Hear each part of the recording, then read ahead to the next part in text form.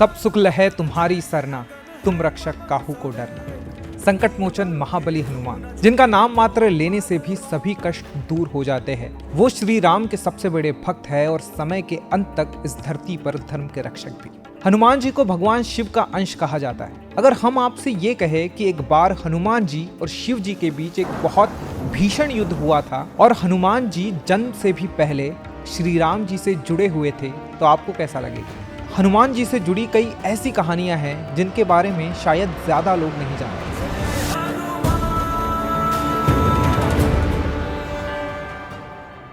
हनुमान जी वानरराज केसरी और देवी अंजना के पुत्र थे, ये बात कौन नहीं जानता।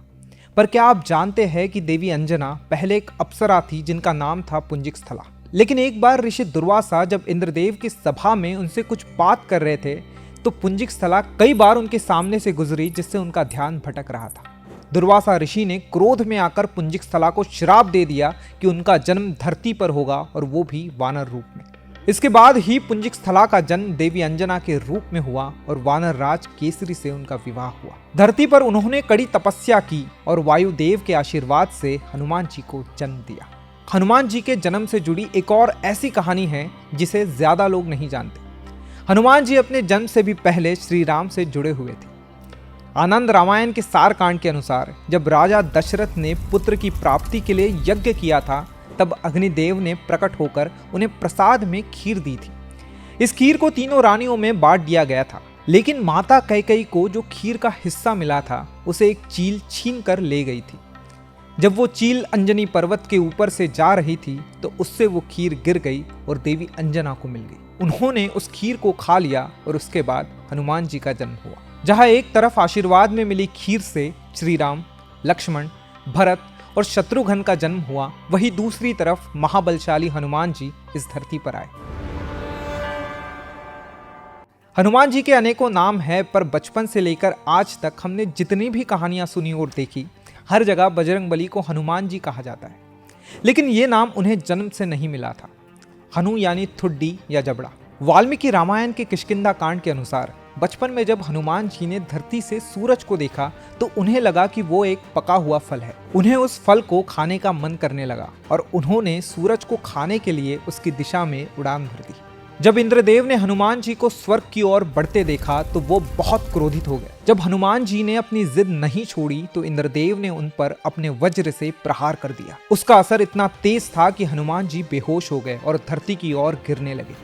जब पवन देव ने अपने पुत्र को इस हालत में आसमान से गिरते हुए देखा तो उन्हें लेकर वो पाताल लोक चले गए। पवन देव बहुत क्रोधित थे, दुखी थे। उन्होंने पूरे ब्रह्मांड की हवा को रोक दिया।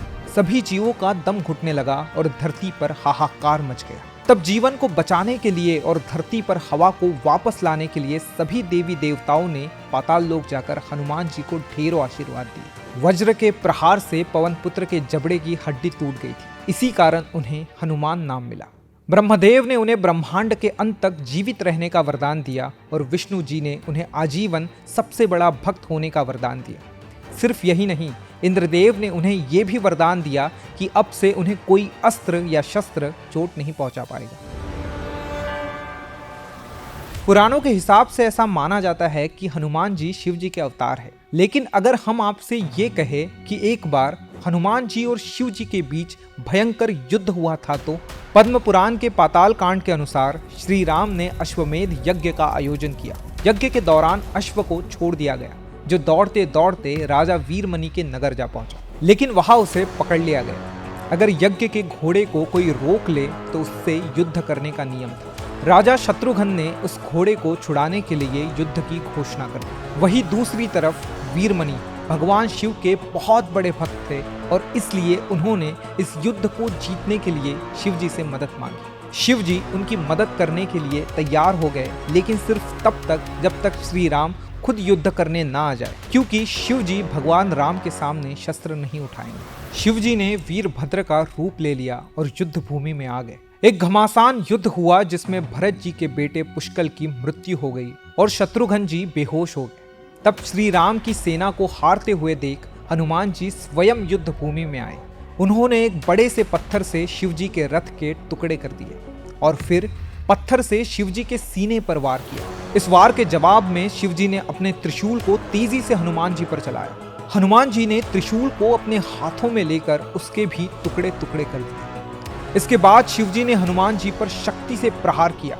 ये शक्ति हनुमान जी के सीने में जाकर लगी और उनका संतुलन बिगड़ गया। क्रोध में आकर उन्होंने पलटकर एक बड़े से पेड़ से शिवजी पर वार किया। शिवजी के गले में बंधे सर्प डरकर पाताल लोक में चले गए। शिवजी ने हनुमान जी को चेतावनी दी कि अब वे उनका संहार करके रहेंगे और फिर शिवजी ने हनुमान जी पर एक लोहे के मूसल से वार किया।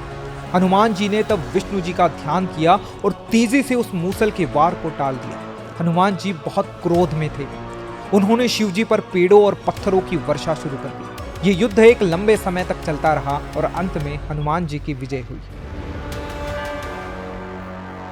आज भी इस संसार में जब जब राम कथा सुनाई जाती है, ऐसा माना जाता है कि किसी न किसी रूप में हनुमान जी वहां उपस्थित होते हैं। पूरी दुनिया में हनुमान जी के एक ऐसे रूप की पूजा होती है जिसमें उनका पूरा शरीर सिंदूर से ढका होता है। हनुमान चालीसा के हिसाब से हनुमान जी का कंचन वर्ण है, यानी उनका रूप सोने से बना हुआ है। तो फिर उन्हें इस रूप में क्यों पूजा जाता है? ऐसा माना जाता है कि वनवास खत्म होने के बाद एक दिन हनुमान जी ने सीता जी को अपनी मांग में सिंदूर भरते हुए देखा। जब हनुमान जी ने माता सीता से इसका कारण पूछा तो उन्होंने बताया कि वे ये सिंदूर राम जी की लंबी उम्र और अच्छे स्वास्थ्य के लिए लगाती है। हनुमान जी गहरी सोच में पड़ गए। तभी उन्हें एक ख्याल आया और वे चुपचाप वहां से चले गए। कुछ देर बाद जब वे राम जी के दरबार में लौटे तो उनका पूरा शरीर सिंदूर से रंगा हुआ था। ये देखकर श्री राम हैरान हो गए। जब उन्होंने हनुमान जी से इस बात का कारण पूछा तो उन्होंने अपना सर झुकाकर प्रभु से कहा, जब माता सीता के एक चुटकी सिंदूर लगाने से श्री राम की उम्र लंबी हो सकती है तो पूरे शरीर पर सिंदूर लगा लेने से श्री राम को कितना लाभ होगा। हनुमान जी की ऐसी भक्ति देखकर श्री राम का मन प्रसन्न हो गया। उन्होंने हनुमान जी को वरदान दिया कि जो लोग उनके सिंदूर वाले रूप की पूजा करेंगे उस पर श्री राम जी का आशीर्वाद हमेशा बना रहेगा। हनुमान जी को चिरंजीवी होने का वरदान मिला था। इस युग में भी हमें कई ऐसे प्रमाण मिले हैं जो बताते हैं कि हनुमान जी आज भी हमारे बीच है। लेकिन हनुमान जी का संबंध सिर्फ त्रेता युग की रामायण या कलयुग से नहीं है, बल्कि द्वापर युग की महाभारत से भी है। महाभारत के युद्ध में हनुमान जी ने एक महत्वपूर्ण भूमिका निभाई थी। महाभारत की कहानी के हिसाब से हनुमान जी ने अर्जुन को यह वरदान दिया था कि वे कुरुक्षेत्र के युद्ध में अर्जुन की सहायता करेंगे। इसीलिए जब महाभारत का युद्ध शुरू हुआ तो हनुमान जी अर्जुन के रथ पर लगे झंडे पर विराजमान हो गए और युद्ध के अंत तक उन्होंने अर्जुन का साथ दिया। युद्ध खत्म होने के बाद जैसे ही अर्जुन अपने रथ से उतरे, श्री कृष्ण ने हनुमान जी का आभार प्रकट किया। हनुमान जी ने श्री कृष्ण को प्रणाम कर वहां से प्रस्थान किया। जैसे ही हनुमान जी वहां से गए, अर्जुन का रथ जलकर राख हो गया। ये देखकर अर्जुन चकित रह गए।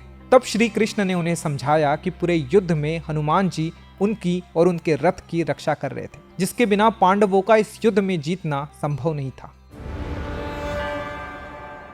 आज हमारे बीच रामायण के कई वर्जन एग्जिस्ट करते हैं। हर दिशा में रामायण की अलग अलग कहानियां प्रचलित है, जिनमें से सबसे पुरानी और सबसे ज्यादा फेमस है वाल्मीकि रामायण, जो ऋषि वाल्मीकि ने लिखी थी। लेकिन वाल्मीकि रामायण सबसे पहली रामायण नहीं थी, बल्कि उनसे भी पहले हनुमान जी ने रामायण का अपना वर्जन लिखा था, जो कि हनुमद रामायण के नाम से जानी जाती है।